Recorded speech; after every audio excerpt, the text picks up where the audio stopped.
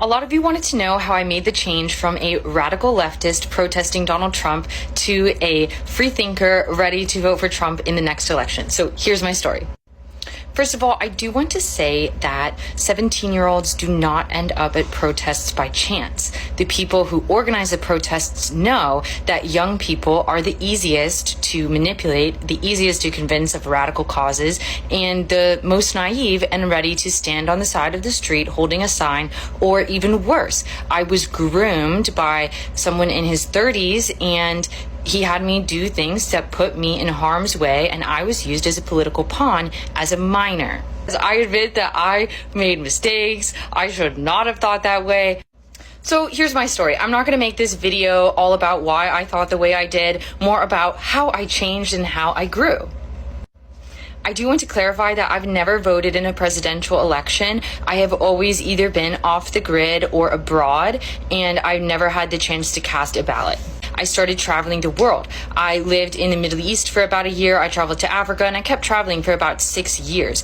Nothing will open your mind like travel. A lot of liberals say that they hate America and they're going to leave the country. Well, I actually did.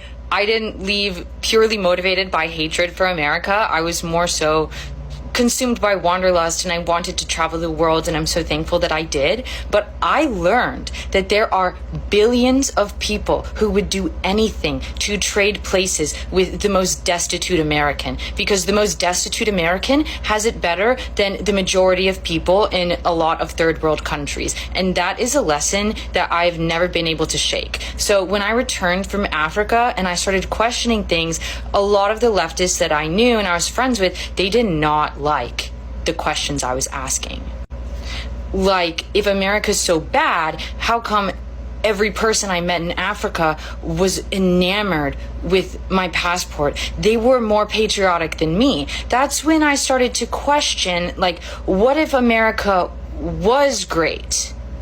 I started to question things, and the hostility that I was met with from leftists who did not like the questions I was asking, it showed me that there was something that I wasn't supposed to figure out. And then I was walking down the street one night in my hometown, and I was chased by 8 men who all had these. So that showed me that, oh, maybe self-defense is an important thing. Maybe the Second Amendment wasn't evil. Also, I did a road trip from California to Florida, and I was in a passenger seat of a Tesla, and the whole way we were filling up or recharging at solar panels, and I realized, and I'm not a mechanical engineer, but I realized that a tiny solar panel is not enough to charge the car like that.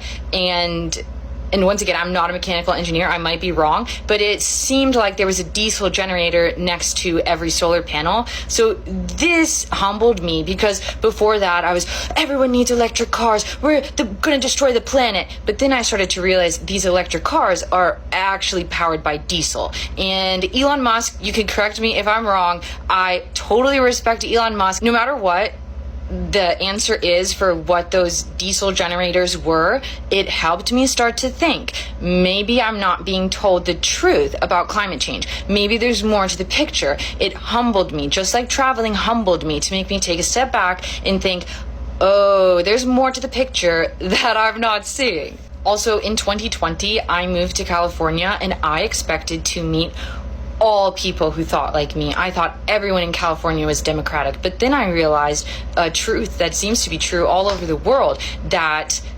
leftists gather in the cities, then that gives them more power, and people with common sense live in the rural areas. So I met a lot of good, decent, hardworking farming people that they helped show me the light. I also want to be clear that I did not flip from one extreme to the other, like a lot of the commenters said. No, I would consider myself a moderate, and I would also consider Donald Trump to be a moderate. Saying that America is great is not radical. It is great. And in 2020, I also realized that Donald Trump being at the helm of our metaphorical ship protected us from slipping into tyranny because he is a federalist, because he gave the states rights. I moved to Puerto Rico, and there, the COVID mandates were absolutely insane, and that red pilled me harder than anything. No, I don't need a mask or a card to eat, walk down the street, go swimming in the ocean. No, that really ruffled my feathers, and now I value freedom more than anything in the world. I also realized that the left only has 3 things: ad hominem attacks, emotional appeal, and appeal to authority. There's no logic, there's no reasoning. It's all manipulation and it's all control.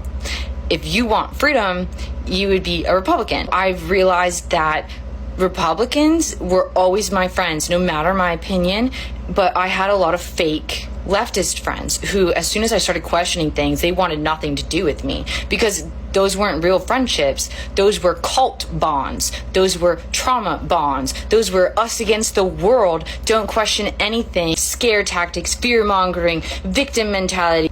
So I started a business. I wanted to lift myself up. I don't want to be a victim forever. And as I started to realize I'm not oppressed, then my world got so much better. I've been so much happier. Like, oh my God, I can't believe I spent so many years thinking that I was oppressed and my government was oppressing me.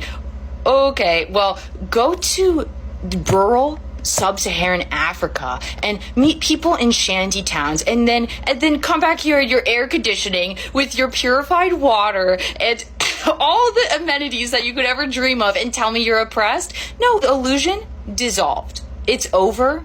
I'm never going back.